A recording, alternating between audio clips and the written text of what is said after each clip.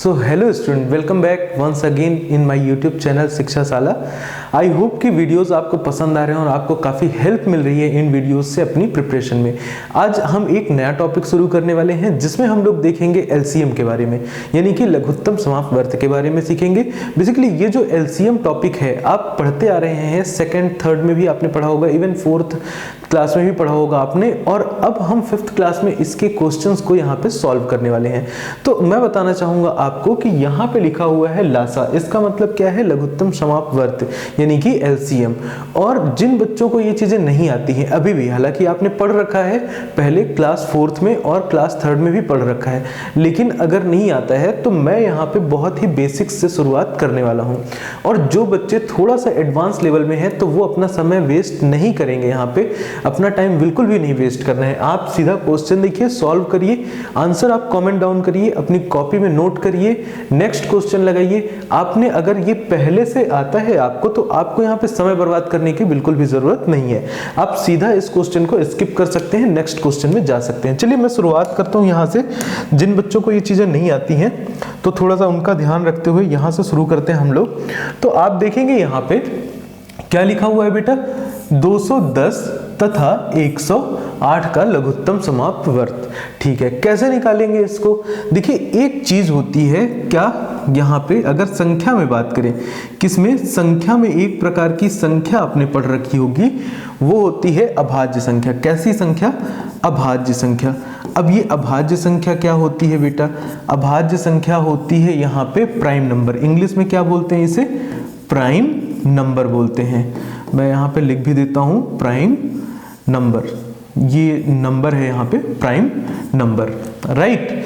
अब prime number क्या होती है? देखिए वो संख्याएं, यानी कि वो नंबर्स जो कि सेल्फ और वन से कैंसिल आउट होती हो या कटती हो, यानी कि a number which is divisible by one and itself, वह संख्या, ऐसी संख्या जो कि एक अथवा स्वयं से विभाजित हो, ठीक है, उसे हम लोग क्या बोलते हैं? Prime number. जैसे अगर बात करें यहाँ पे 2 की, तो 2 किससे कटता है बेटा? या तो ये 1 से कैंसिल आउट होगा या तो फिर ये किससे? 2 से ही कटेगा। कटने का मतलब विभाजित होने से है। 3 की अगर बात करें तो 3 किससे विभाजित होता है? 1 अथवा खुद से। चलिए अगर यहाँ पे 4 की बात करें तो 4 किससे विभाजित होता है? यहाँ पे लिख लेते हैं 1 से, साथ ही साथ किससे? 4 से। और ध्यान देने वाली बात होगी कि ये हमारा 2 से भी विभाजित हो जाता है। तो देखिए यहाँ पे क्या हो रहा है, 1 एंड इटसेल्फ के अलावा भी आपको यहाँ पे एक और संख्या देखने को मिल रही है, दैट इज 2। तो इसलिए ये हमारा अभाज्य संख्या में शामिल नहीं होता है। चलिए अगर बात करें यहाँ पे 5 की, तो 5 भी एक या फिर खुद से ही विभाजित होता है, ठीक है। अब अगर बात करें 6 की, तो 6 के पास भी आप देखेंगे कि 1 है, यहाँ पे 6 है, साथ ही साथ 2 है, और क्या है बेटा? 3 है। तो आप देख सकते हैं कि 6 भी आपका अभाज्य संख्याओं में नहीं आएगा। तो कौन कौन सी संख्याएं हुई आपके अभाज्य संख्याएं? देखिए मैं यहाँ पे लिख भी देता हूँ इस कॉर्नर पे, यहाँ पे थोड़ी सी अभाज्य संख्याएं, जैसे 2, 3, 5, 7, उसके बाद 9 है क्या? बिल्कुल नहीं, 9 आपका अभाज्य संख्या नहीं है। अभाज्य संख्या कौन सी होगी आपकी? यहाँ से पेन सेलेक्ट कर लेते हैं। अभाज्य संख्या होगी, अगली अभाज्य संख्या 11, फिर उसके बाद 13 के बाद 15 नहीं होगा, 17 के बाद क्या? 19 के बाद 21 नहीं होगा बेटा।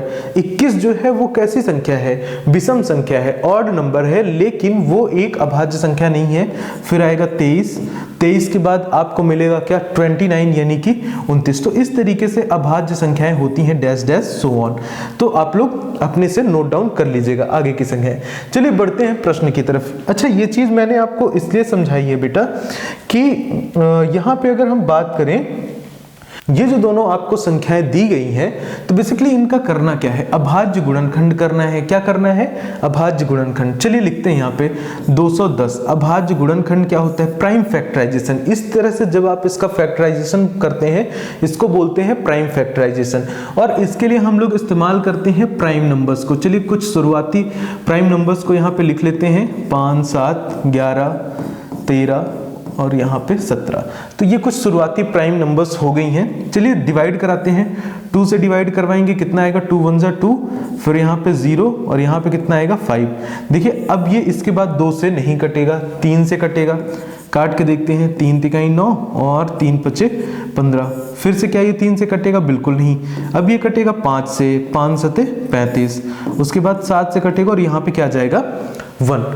तो इस तरह से बेसिकली इसको सॉल्व करते हैं और इस पूरी प्रोसेस को बोला जाता है प्राइम फैक्टराइजेशन। चलिए अब उसके बाद अगर बात करें यहाँ पे 108 की, किसकी? 108 की। तो 108 की जब आप बात करेंगे, चलिए ये 2 से डिविजिबल है, कितना हो जाएगा 2 5 जा 10 और यहाँ पे कितना आएगा 4। देखिए फिर से 2 से डिवाइड होगा, कितना होगा 2 2 जा 4 एंड 2 7 जा 14। देन उसके बाद किससे? 3 से होगा। 3 का पहाड़ा जब आप 9 बार पढ़ेंगे तो कितना आएगा? 3 का पहाड़ा जब आप 9 बार पढ़ेंगे तो कितना आएगा बेटा? 27 आएगा। फिर 3 का पहाड़ा 3 बार और फिर 3 का पहाड़ा 1 बार। तो इस तरह से आप लिख सकते हैं। चलिए अब यहाँ पे मैं क्या करूंगा, यहाँ पे लिखूंगा 210 इज इक्वल टू कितना आएगा 2 इंटू 3 इंटू 5 इंटू 7। अब देखिए इन सारे संख्याओं का या फिर अंकों का अगर आप गुणा करते हैं तो आपको क्या मिलने वाला है? आपको मिलने वाला है 210।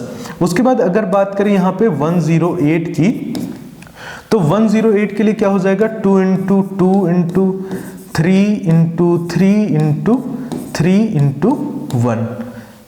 यहां से इसका कर देते हैं पार्टीशन। तो ये जो संख्या है, अब देखिए इन दोनों में कॉमन क्या है? एक बार 2 ले लेते हैं। फिर देखिए क्या कॉमन है, यहां से एक बार 3 कॉमन है, तो ये हमारा 3 आ गया।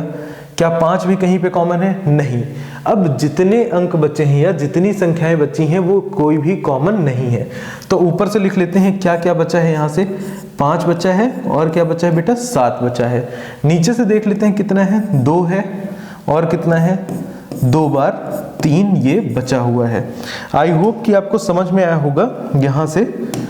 यहाँ से अगर बात करें तो ये और ये बचा हुआ था, इसको हमने यहाँ पे लिख लिया है, ये और ये, ठीक है। और एक ये वाला 2।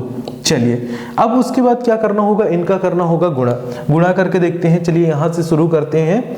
2 3 जा 6, 5 जा कितना हुआ 30, ठीक है। 30 में 7 का मल्टीप्लाई करेंगे, कितना आएगा 210 और फिर इसमें इनटू करेंगे तो कितना आया अभी तक में 420। अब किससे मल्टीप्लाई करवाना है? यहाँ से अगर बात करें इन दोनों से कितना मिलेगा 9, तो बस जल्दी से मल्टीप्लाई करवा लीजिए। कितना आएगा 9 0 जा 0, 9 2 जा 18, 8 कैरी 1, 9 4 जा 36 एंड 1 37। 3780 अगर आपको कहीं पे देखने को मिल रहा है, जो कि है ऑप्शन नंबर 2। तो यही आपका राइट ऑप्शन होने वाला है। ये वाला जो पार्ट था, जो ये वाला क्वेश्चन था, उस पे मैंने बहुत ज़्यादा टाइम देने की कोशिश की है, क्योंकि ये पूरा एक कॉन्सेप्ट बिल्ड करता है जिससे अगले 4 क्वेश्चन बहुत ही आसानी से बनेंगे। पहले आपको क्या करना है, संख्याएं लेनी है। उसके बाद अभाज्य गुणनखंड या फिर अंग्रेजी में अगर कहें तो इसको क्या करेंगे हम लोग, प्राइम फैक्टराइजेशन करेंगे। देन उसके बाद इस तरह से लिखकर जो भी चीजें कॉमन है पहले उनको लिख लेते हैं और फिर जो बची हुई चीजें हैं उनको यहाँ पे हम लोग दोबारा से लिख लेते हैं और फिर सबका कर देते हैं गुणन। तो फिर जो भी हमें रिजल्ट आता है वही होता है हमारा राइट ऑप्शन। चलिए बढ़ते हैं अगले प्रश्न की तरफ। तो अब हमारा दूसरा प्रश्न कह रहा है बेटा, देखो यहाँ पे कह रहा है कौन कौन से नंबर्स दिए गए हैं 114 एंड कितना दिया गया है 95। इनका आपको निकालना है एलसीएम। सिंपली यहाँ पे शुरुआत करेंगे किससे, 2 से। ये संख्या 2 से विभाजित हो रही है। विभाज्यता का नियम यानी कि डिविजिबिलिटी रूल जो है वो आपको आना चाहिए।